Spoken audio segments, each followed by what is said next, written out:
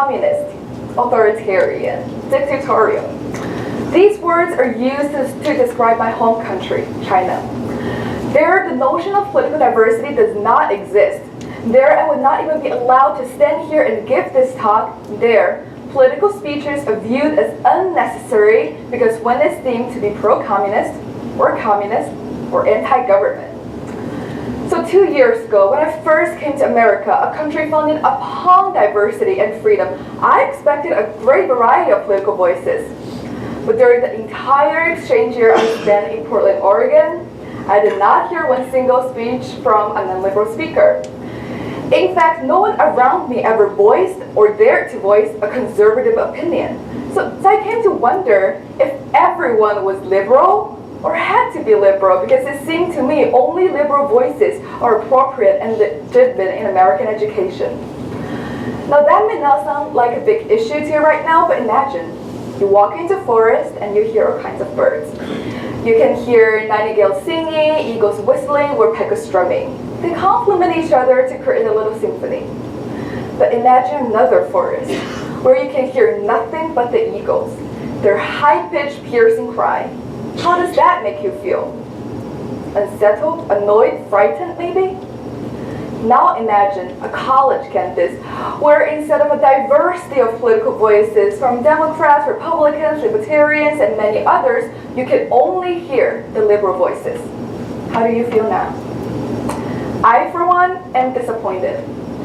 Building on my personal experiences in both countries and a strong interest in such an issue, I researched extensively the consequences of and solutions to campus speech codes that limit political diversity in higher education. Given the harm inflicted on students and universities by speech codes, Vanderbilt University should take the lead in exposing students to opposing views by supervising speaker invitations and mandating student participation. In my speech, I will introduce the consequences of lacking political diversity in higher education, propose a policy solution for Vanderbilt to tackle the problem, and advocate for other schools to model Vanderbilt's course of action. First of all, what are speech codes? According to FIRE, which is Foundation for Individual Rights in Education, speech codes are any university regulation or policy that prohibits expression that would be protected by the First Amendment in society at large. So for example, American Civil Liberties Union reported that many high schools attempted to censor pro-LGBT messages because they were considered inappropriate for minors, controversial, or just wrong. Heather Gilman was banned by her school from wearing a t-shirt that said, "I support my gay cousin." And speech codes like this began to appear on college campuses roughly 2 decades ago, proliferated quickly, and remain until now. They are primarily enacted against conservative speakers for the fear of potential protest. This year, FIRE ranked top 449 universities into 3 categories. Red being a clear infringe on free speech, and green being no written policies against it. And here's what they found. 93% of America's top universities are implementing some kind of unconstitutional speech codes to limit the voices and opinions on campus. And Vanderbilt, our university, is one of them. But the institutional exclusion of conservative speakers on campus does student harm, not only by denying the potential truth value in opposing arguments, but also by setting students up for intellectual pacifism, a term defined by Combe in the Journal of Law and Education this year. He argued that unchallenged viewpoints tend to be poorly thought out, weakly constructed, and therefore easily discredited. Conversely, when an idea is challenged and debated thoroughly, the speaker is forced to answer those challenges by scrutinizing, strengthening, and improving his belief. Not equipping students with such critical thinking abilities contradicts a university's mission of nurturing the next generation to live in and contribute to a diverse society. Just as how we can identify birds with their different voices, we humans are defined by our distinctive ideologies. Just as how various bird species contribute to the ecological stability of a forest, diverse political viewpoints constitute a more inclusive and thriving society. If If universities only encourage liberal voices, however, an echo chamber is created where like-minded people confirm pre-existing opinions. Attorney General Jeff Sessions said at Georgetown Law School last year that no issue is better decided with less debate, indifference, and with voices unheard. Chancellor Zeppos once urged all graduates to apply their education to civil discourse, thoughtfulness, and reflection. The ability to carry out these missions, however, is likely to be compromised by this echo chamber created by campus speech codes. But given the severity of these consequences, the absence of political diversity on campus needs to be compensated for promptly.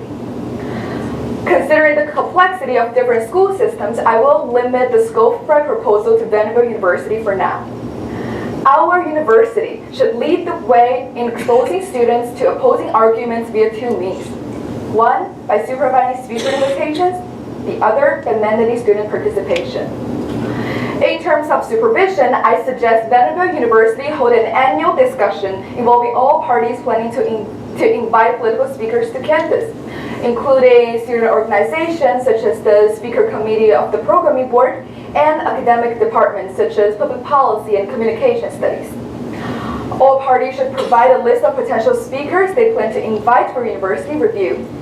And the university will then advise adjustments to the list of speakers to ensure that speakers from political parties other than the Democratic Party are invited to campus at least once a year, and that frequency should increase annually.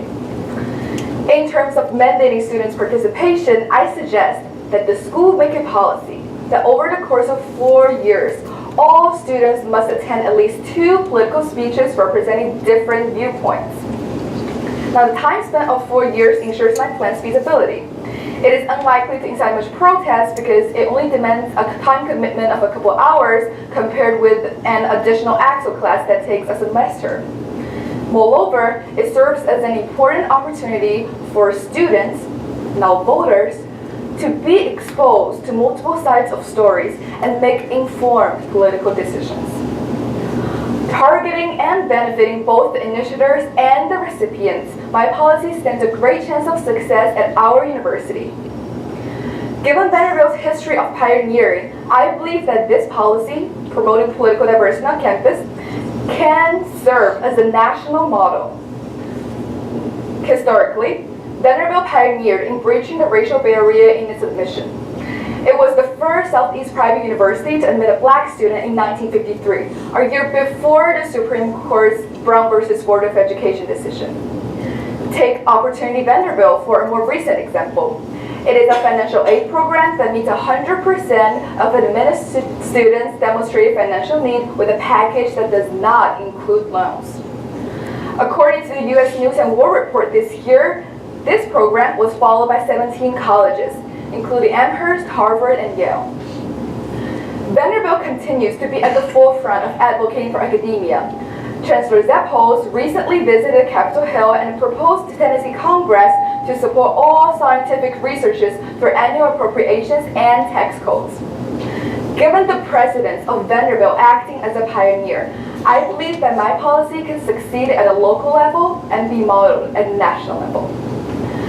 In conclusion, since speech codes greatly impede students' intellectual and mental development, Vanderbilt University should launch a policy to increase political diversity on campus, which can, should, and will be followed by other colleges.